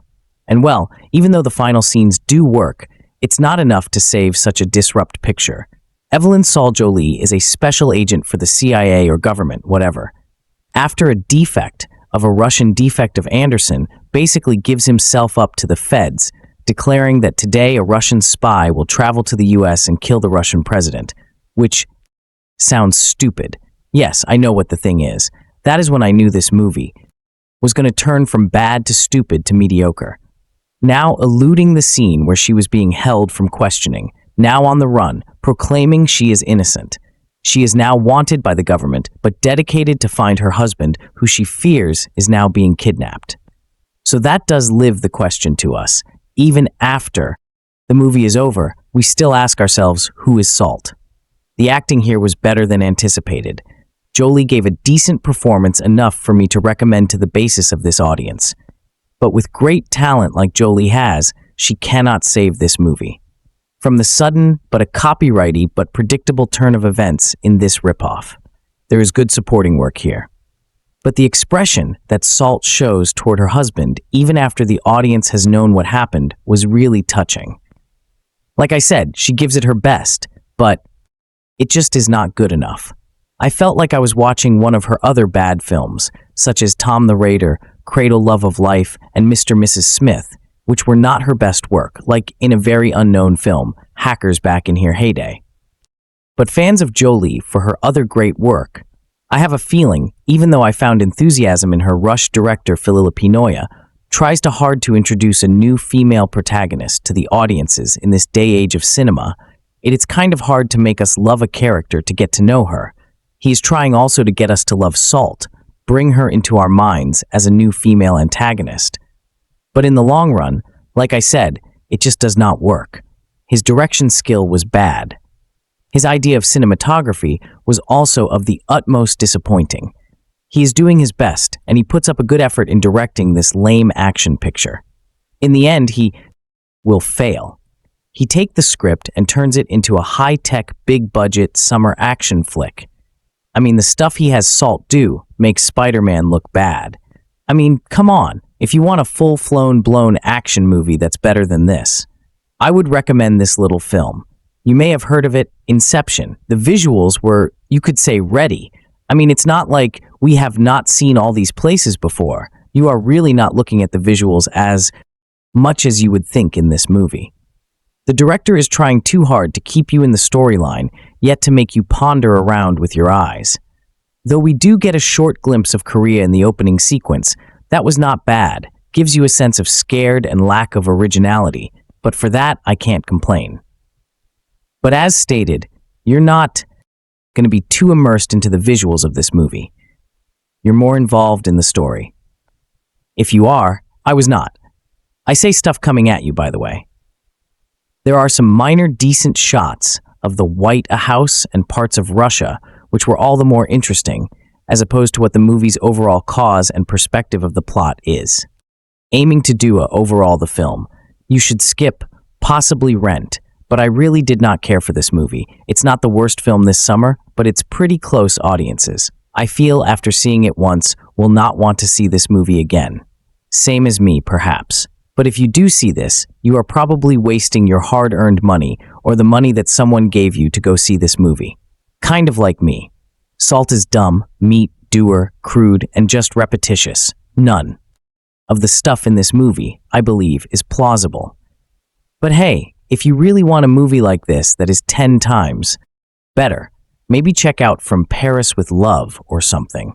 I mean, after seeing this film, you will realize to yourself that, wait a minute, I have seen this all before. And for the most part, yes, you haven't. Just like everything I have been saying, you will know right from the start where this movie is going and is headed ... straight for death. How Angelina Jolie and Phillip Noyce must have smiled inwardly and breathed a massive sigh of relief when the FBI finally managed to do something right and round up that group of frankly inept Russian sleeper spies back at the end of June. Because until then, the concept of Salt had a thriller, which reunites the director's star pairing some 10 years after they first teamed up for, seemed like a distant dream, a preposterous fantasy world, the sort of off-the-top-of-a-screenwriter's head nonsense that makes your dad shake his head on a Sunday afternoon viewing and mutter darkly, "That's far-fetched."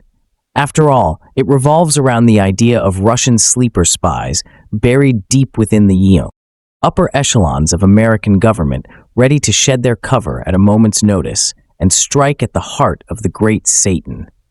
Now, thanks to Anna Chapman and her commie cronies, Salt doesn't seem so far-fetched. After all, having said that, if Chapman and her pals are ever allowed to clap eyes on the movie, they'll recognize virtually nothing about their mundane lives. Not for Jolie's evil insulted-a-day drudgery of form-filling light bureaucracy in keeping up appearances. Instead, this is the sort of post-born spy who considers it all in a day's work to bounce off bridges onto moving trucks, casually wipe out a squadron of trained assassins, and change her appearance more often than presenters on the one show switch channels. Or perhaps that should be Allegiance. And here comes that promised spoiler. In just the first hint that the sands of Salt are going to shift more often than your average blockbuster, it's soon revealed that Salt may, after all, be a rescue plant. The sort you can't pull up without causing serious damage. From this moment on, the film lurches enjoyably into the unknown, as we're invited to consider the prospect of Angelina Jolie not as a heroine, but as a villain, or truth be told something in between, as Noyce, that old stager, revels in keeping the audience guessing on Salt's motivations and actions, even when she appears to be up to her gorgeous neck. Not so much and daring, do as daring, shouldn't, all of which wouldn't be possible without Jolie. After all, this is a film that revolves almost entirely around her, with her valiant supporting actors, Liev Schreiber and Chiwetel Ejiofor as the CIA, agents dedicated to cutting her down, for the most part reduced to standing around and admiring her incredible crazy death-dying antics. And when it comes to selling incredible crazy death-dying antics, Jolie has few peers in the action business. And we're including the guys in that, whether it's been the disappointing Tomb Raider series or Ab sailing down a me, skyscraper paper in a corset in Mr. and Mrs. Smith, or flipping a car over bus and Ab, Wanded. Jolie has been a dominating, vital presence in action movies for almost a decade, and that continues here with her on impressively steely form as Salt, convincing completely with action sequences in which she escapes from a moving cop car by using a taser in a manner that would surely invalidate the warranty, or manages to get down a lift shaft without actually waiting for the lift to arrive. Particularly in the movie's second half, when Salt barely utters a word. It's a performance that rests entirely on Jolie's natural presence and physicality. It's at times like this that Jolie brings a freshness to the character and the action that the tried and tested Tom Cruise, who was attached to Kurt Wimmer's much sought-after screenplay back when she was a he, ultimately rejecting it because of similarities to his Mission Impossible character Ethan Hunt. A might not. If Anna Chapman had done anything like this, chances are she'd have lasted about 5 minutes. But it's not just the part that trades on movie star charisma, gym-horned elasticity, and the kind of glaring stare that could make men twice her size think twice about having a go. Salt requires Jolie to act, blonde-haired office jockey we first meet.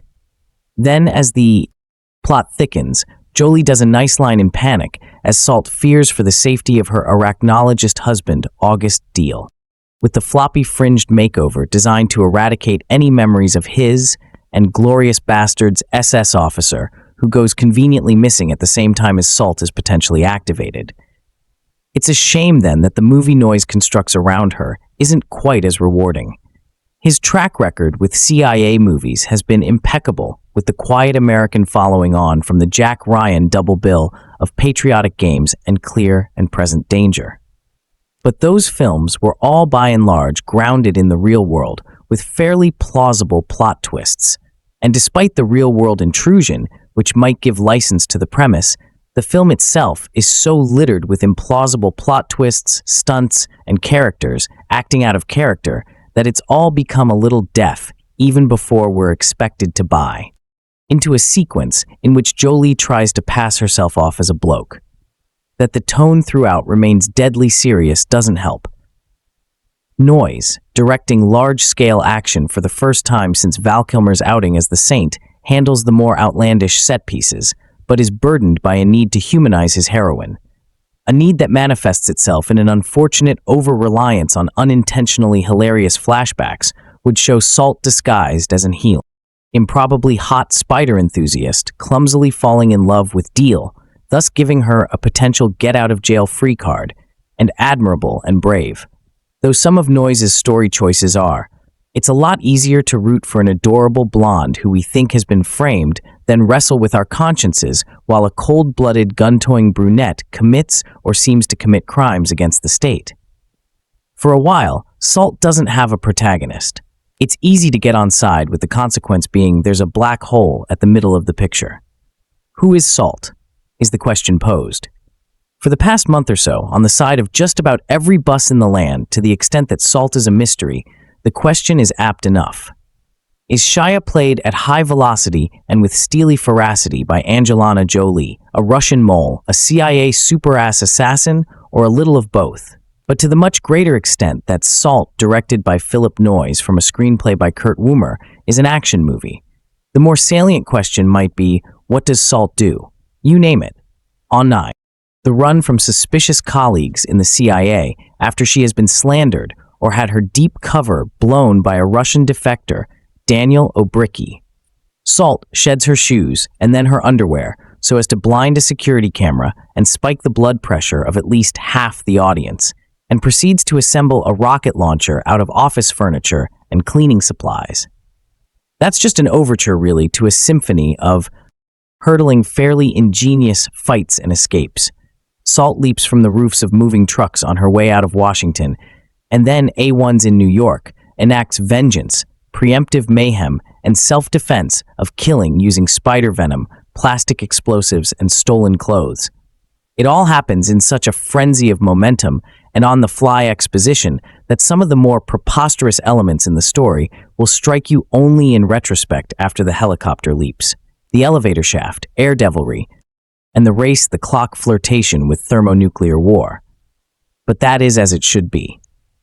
Mr. Homer has constructed a puzzle just complicated enough to keep you alert, while Mr. Noyce, a protein Australian craftsman whose other credits include Patriotic Games and Rabbit-Proof Fence, throws the pieces in the air and watches them collide, explode, and crash to the ground.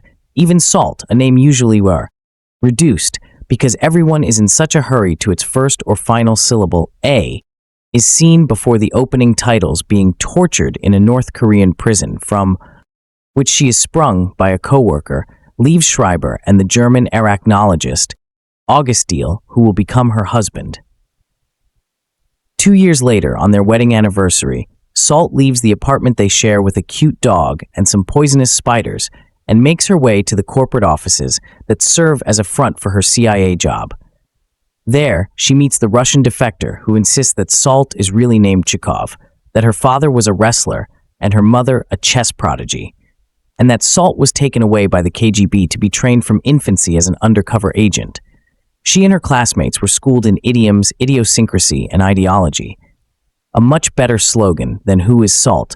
by the top way, though perhaps for a different movie so they could infiltrate American society.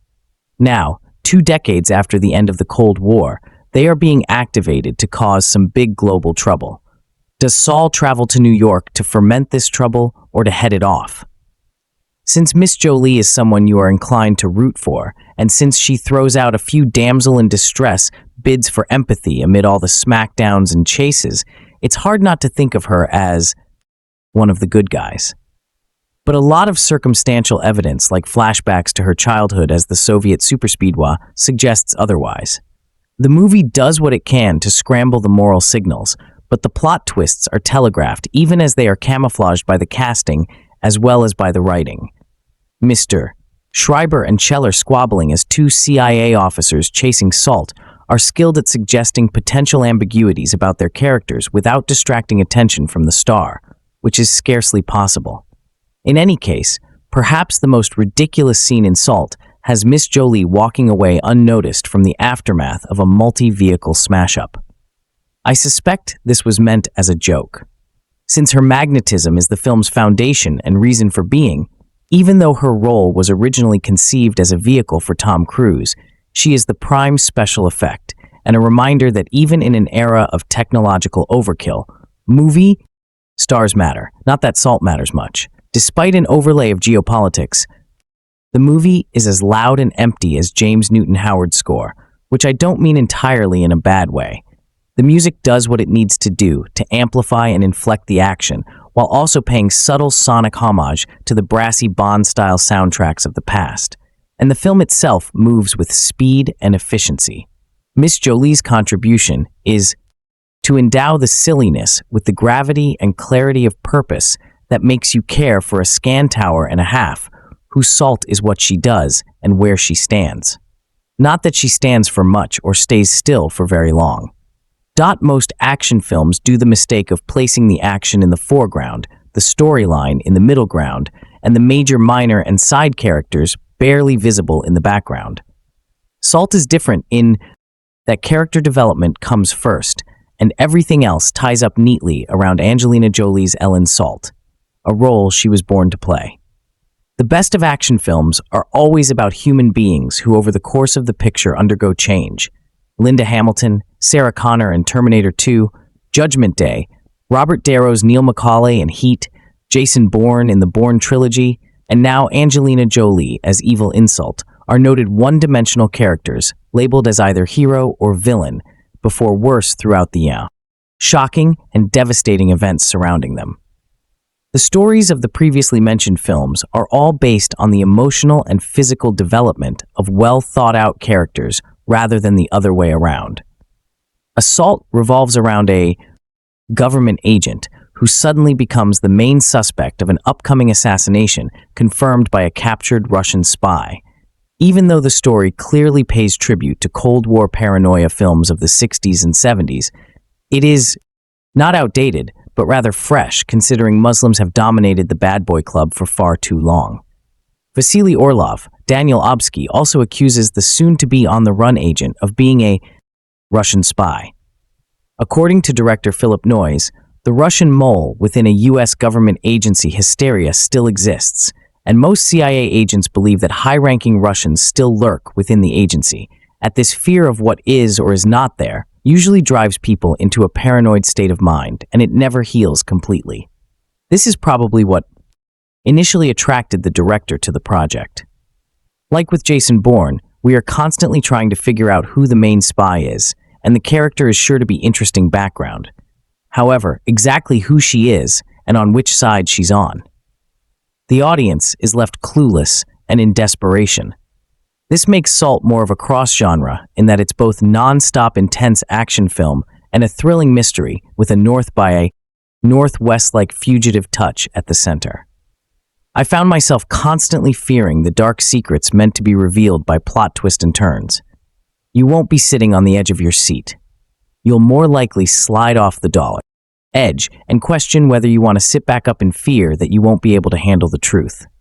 Noyce was spot on in not exploiting Angelina Jolie's sex symbol image. He chose to display her as a tough, gritty, explosive, hand-to-hand, bone-breaking combat weapon.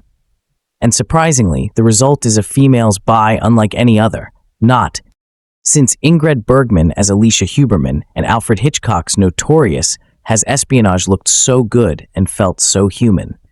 The most interesting relationship is not the cliché till the copyright Deb bond between a clueless husband and wife, but between Salt and her partner Ted Winter, played by the very talented and underrated Liev Schreiber. To reveal more is unnecessary for your viewing pleasure. But pay close attention to how much of their chemistry adds to the strength of the overall experience. By the end of the gripping final scene, one thing is for sure. You'll be counting the days till director Noyce passes us more Salt. Angelina this. I'm sick and tired of hearing about Brad and Angelina and their countless marital problems, but I guess I'm alone on this. One, because the mass media still manages to profit from the misery of these mediocre at best performers. I honestly don't know who's still in Jolie's fan base, except for balding mouth hunters and the readers of various gossip columns. But maybe I'm missing the hype here, because even though I admit she was excellent in Girl Interrupted, and even in the more recent Changeling, she hasn't done any standout work besides that in her entire career. And please don't mention Wanted, because that film was absolutely horrible in all areas, and Jolie was just meant as eye candy. But then again, I also don't understand the popularity of the Millennium Trilogy, the Harry Potter craze, or The Dark Knight, even though they've all made millions of dollars and are more critically acclaimed. But enough sidetracking. It's time to talk about Jolie's latest endeavor, Salt, which is directed by Phillip Noyce, who also directed A Quiet American and Rabbit Proof Fence, and which pits her in a world of political corruption and deception.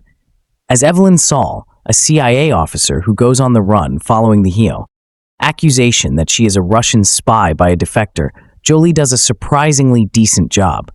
Perhaps I shouldn't have been so quick to bash on her acting credentials. What can I say? I'm trigger happy.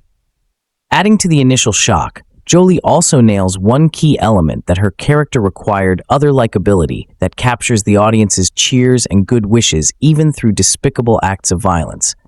However, the film, which also stars Liev Schreiber as Dead Winter, another CIA agent who is tasked to capture and subdue Salt following her escape, completely ruins Jolie's performance through its predictability and overall cheese-to-intelligence ratio. The entire plot is just ludicrous and hard to imagine being possible. Yes, I realize that this is a summer blockbuster, but I want some reality to hold on to when I'm trying to engross myself in a film.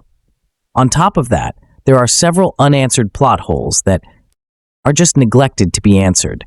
At least the action sequences are exciting, though at times it feels like they're just trying to top those of the boring series, which was by far a much better spy thriller. But putting that aside, there are a couple exhilarating explosions, and the soundtrack does work in the film's favor during these intense sequences.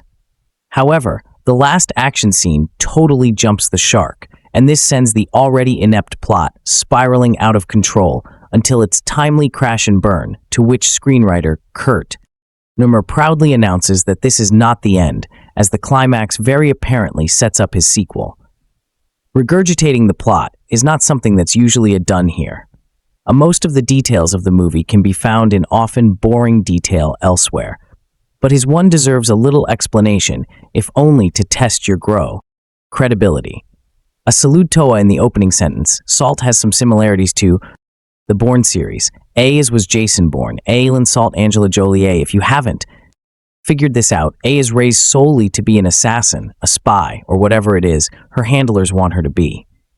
A also has Bourne. Salt has a little rebellious spirit in her. That spirit combined in a completely skilled spy results in some movie mayhem. That, in short, is what the movie is about. A typical action-adventure spy thriller. However, here's the credibility stretch. A Wildborn's identity and background is a fuzzy memory to him, and thus Salt seems to know her background, a not to do, give the story away.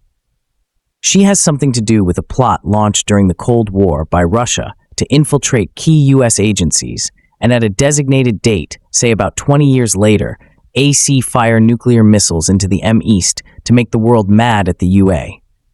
That's a long way to go to make the world mad at the U.S., when just by the natural course of events, the world is mad at the U.S. anyhow. 10 years ago, I had come to the conclusion that many years had passed since I last saw a movie directed by Phillip Noyce. Before 2010, the last one I can recall was 2002's The Quiet American. Then along came Salt, a political thriller starring Angelina Jolie, and I found myself watching one of his films again. Salt told the story of a CIA agent named Ellen Saul, who was accused of being a KGB sleeper agent. She eventually goes on the run to try to clear her name.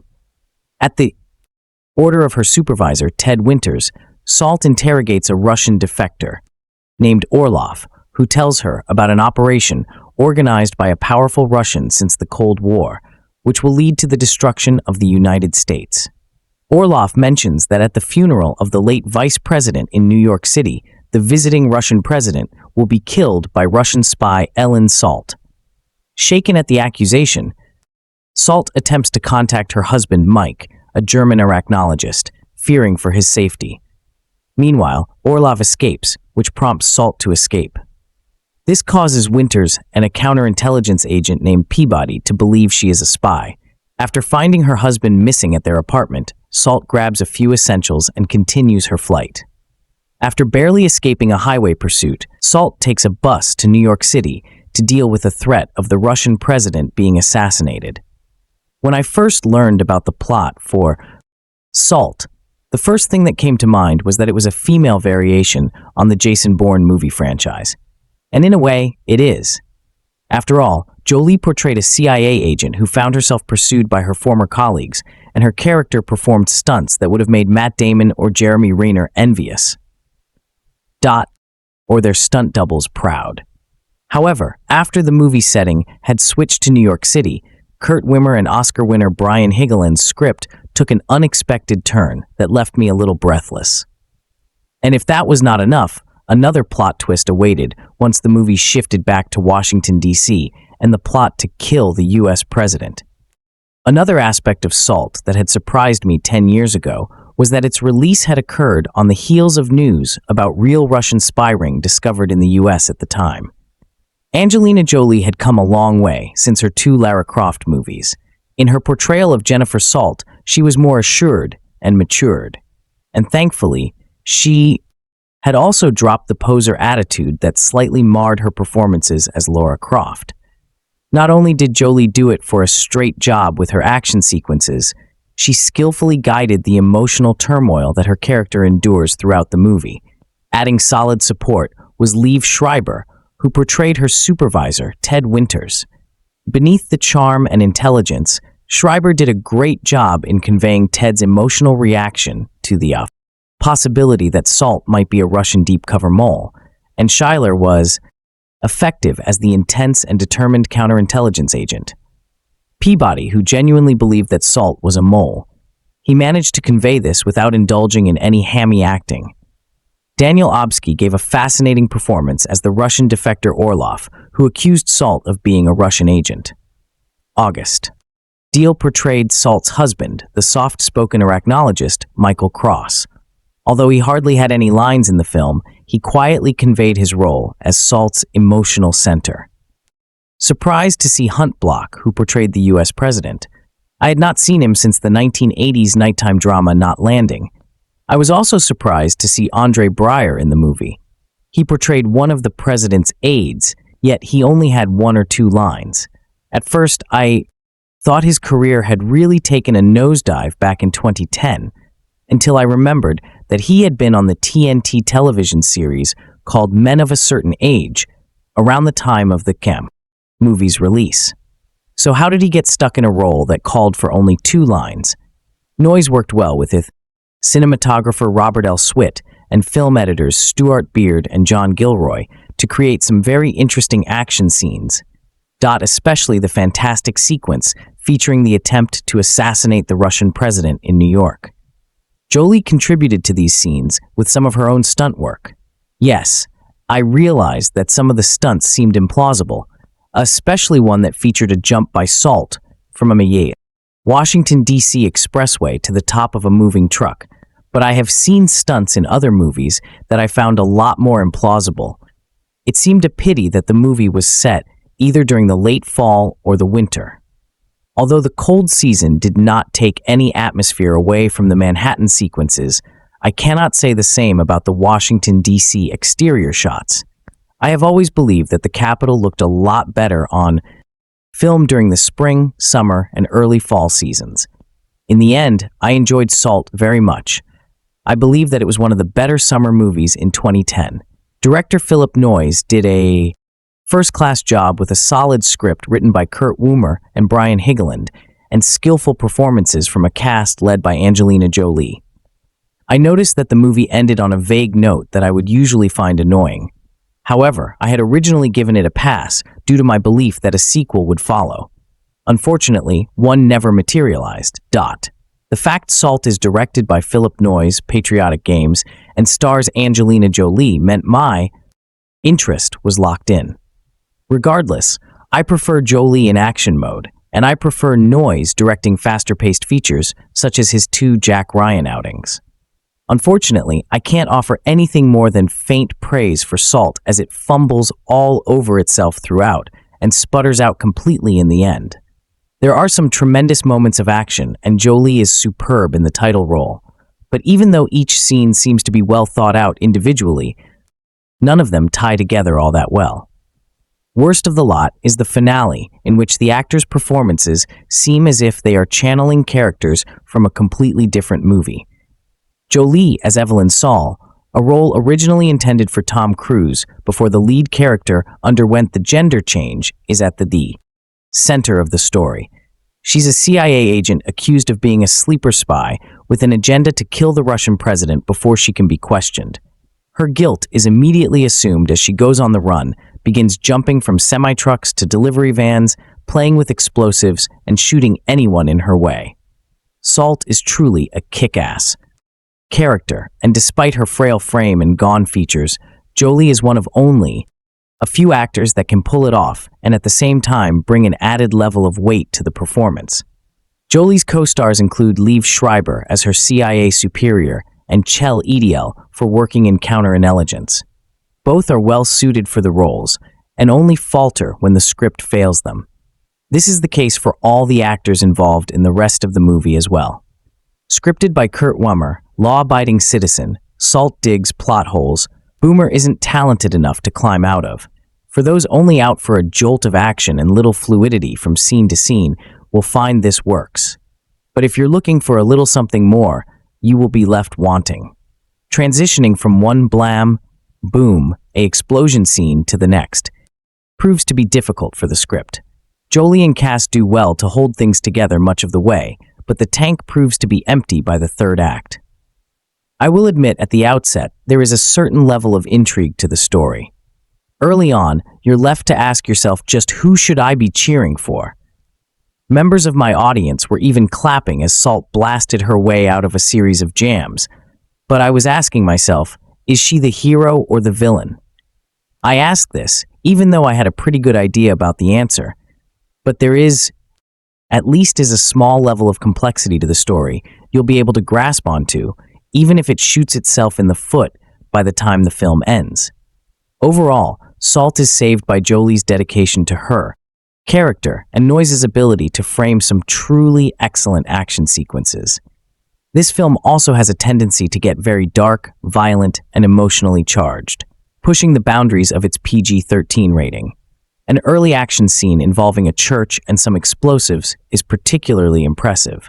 And with talk of Jolie doing most of her own stunts, it makes me wonder just who that was jumping from a bridge onto a moving semi, and just how much wire work was involved. I don't think people will come out of Salt unhappy, short on satisfaction due to a terrible ending, maybe more like it. However, should this film become a success, the sequels could be amazing, as I really like where they wanted to take the character. This is a film obviously interested in setting up a Jason Bourne-like franchise, as the two stories are very easily comparable, but whether audiences will support this film for the long haul is the biggest roadblock to seeing more of what Salt has to offer. Salt isn't a disaster, not by a long stretch, if only on her own strength alone. Angelina Jolie wouldn't allow the film to become a disaster. However, even a buffed-up, butt-kicking Jolie can't hide the fact that there's not a unique bone in the cinematic body of this paint-by-numbers action flick, in which Jolie plays Evelyn Saul, a CIA agent who may or may not be a double agent who gets outed by a walk-in defector, Daniel Oriski, with an elaborate tale of Russian sleeper cells that have infiltrated the highest ranks of American government, and not so coincidentally happens to name Salt herself. Of course, this immediately turns Salt from a widely respected agent into public enemy number one in the eyes of the AY's counterintelligence officer Peabody Cheller, despite being fiercely defended by her own supervisor Ted Winter, Liev Schreiber. Before long, Salt is on the run, either as a double agent everyone's claiming she is, or perhaps in an effort to clear her name. Playing Evelyn Salt is a role Angelina Jolie could perform in her sleep. And for the most part, this is exactly what Jolie does by, embodying Salt with lots of killer thriller moves, but very little personality, and pretty much zil in the way of chemistry with anyone in this film, including her arachnologist hubby August Deal. While it's true that lots of films these days are mere setups for hoped-for franchise, seldom has a film felt so entirely geared towards such an objective. Virtually every cinematic fiber of Salt feels like its sole purpose for existence is to justify the next film in the series. Here's hoping there is no next in the series. Jolie isn't awful here. She simply feels unchallenged and as well uninspired in playing a mere variation on the majority of her roles in the last several years. We get it, Angeli. You're young, attractive, and kick butt. We're happy for you. Now then, can you get back to actual acting? The script by Kurt Wummer is silly and ludicrous, as are the stunts that border on the laughably unrealistic. Sure, it's possible for this all to be quite a bit of fun. Insult. It's simply not. There's plenty of action to be found in Salt, and as such, there's simply no doubt that the film has an audience among those for whom standard action fare is quite enough and for whom anything involving Jolie is sufficient reason to head out to the multiplex. After all, most fans of summer action flicks aren't exactly concerned with thumb-down dialogue or a box of rocks storyline. Most fans of summer action flicks want buildings to blow up, explosions to fill the screen, and for people to die. Mission accomplished. One of my main beefs with Salt, however, is that it doesn't really matter which side of the fence Salt is on, as she seems to kill indiscriminately. And under the guise of national security, whatever nation it ends up being, it's difficult to become overly sympathetic with the character who kills dozens, maybe more, of innocent people along the way, while all the time screaming, "I have done nothing wrong." Yes, even actually you have. While it would be difficult to chalk up Jolie's performance as entirely uninteresting given her physical prowess, Jolie has always been an actress who benefits from having a strong chemistry with those around her. In Salt, she's basically a lone wolf, and even those for whom she supposedly cares exhibit almost no chemistry with her, including a lifeless August Deal as her husband. On the other hand, the awesome Brit actor Chiwetel Ejiofor adds nice heft and complexity as a counterintelligence officer who becomes increasingly intrigued by Salt's judgment skills, while Liev Schreiber plays essentially the same type of character he usually plays, but he does so quite well. James Newton Howard's original score would be right at home in Siberia, with its ominous, thundering tones, though. DP Robert Elwitt lenses a film quite nicely, despite fight choreography that appears a touch muted. Perhaps it would seem to preserve the film's PG-13 rating. And some information about it. How do you like our today's video? Please let us know by commenting. And if you like this video, please like it, share it, and forget to subscribe to our channel. Thanks for watching.